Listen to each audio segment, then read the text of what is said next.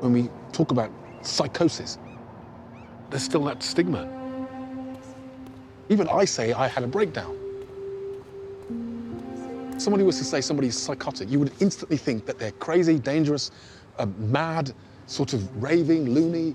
You know, that's what we think when we talk about psychosis.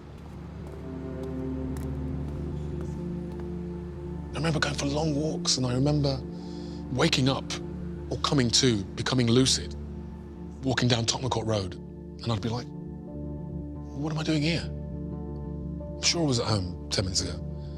I better go home. And I'd start walking home. I'd sort of black out, and next thing I know, it would be 2 o'clock in the morning, and I'd be walking through Camden. I had so much energy. I'd be buzzing out of my mind. Everything became kind of visceral, and just seeing the sunrise was like, wow, look at the sun come up, and I'm at the start of everyone's day. So I was kind of almost saying hello to everybody in the morning. I would be like, morning, morning, what a great day. So it all just became like, I can do anything.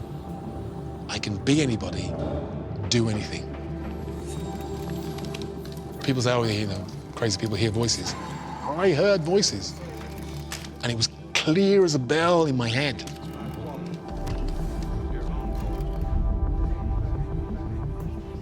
Next thing I remember was waking up on a locked ward, surrounded by psychiatric patients. And I was really confused as to why I was there.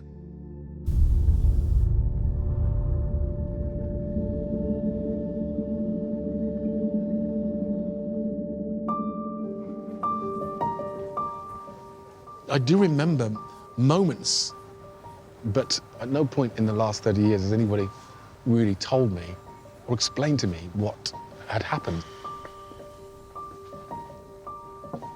Hello. I'm David Harewood. I'm here to collect some records. Thank you. So it's pretty thick. There's quite a lot in here.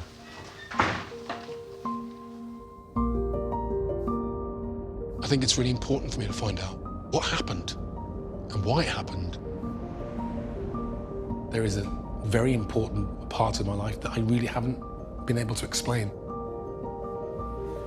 Hello. Hi. How are you? Hello, I'm Rowena. Nice to see you, David. Hi. Very nice to meet you. Yes, Dr. Rowena Jones is part of a team of psychiatrists at Birmingham's Queen Elizabeth Hospital. She's dealt with patients with psychosis for the last decade. I'm hoping she'll start helping me put the pieces together. Psychotic symptoms are when people have experiences that aren't based on reality.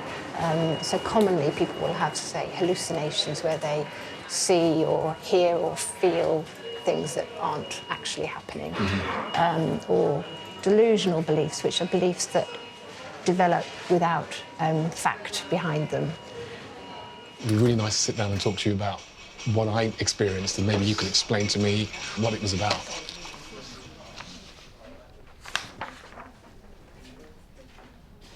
It sounds fairly grandiose Really? as a set of delusions. There's things here about you talking for hours about a friend would buy you a wine bar, which would be like the Garden of Eden, where you could pluck a guitar out of the grass.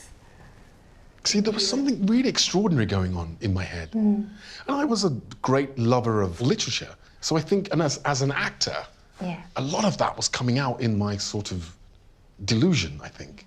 The form of a psychiatric symptom is fairly constant, but the content very much people bring to it themselves. Right. So they have changed over the years. Religious delusions used to be a lot more common when we were, before we became such a secular society. So. Whereas now, people were more like, oh, it's the gods, it's the gods. Today, you'll meet people who've got delusions about social media. This is the time when you're actually in the hospital and very unwell. So suspicious and frightened and shouting, I've got to save the boy. So that's somebody who you felt life was in your hands. I mean, I don't understand that. I don't know who that boy refers to. It might be me.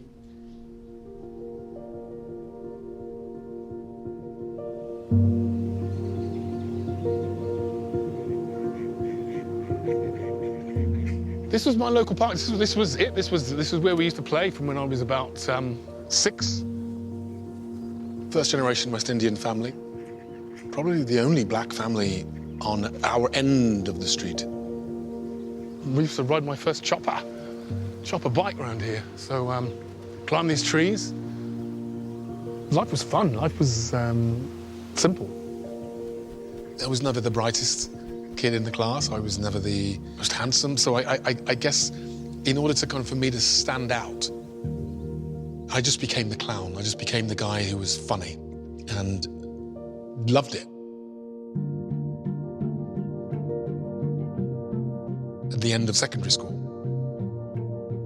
auditioned for drama schools and got into RADA. Just before you say the sign. You know, you were doing elocution lessons, but suddenly you were being taught to say bath and not bath. I remember my mum looking at me and going, what's going on there, you know? What's happening to my son? He's changing. And I was, you know, I went there with probably a very thick Birmingham accent, talking like that, you know. And suddenly I was talking like that and, you know, being very, very posh. In those final days at drama school, the real world started to creep in. My agent would put me up for jobs and I was always working. But I didn't feel I was in control of it. I didn't feel like I was in control of my life. I'm supposed to be young and having the time of my life as a young actor.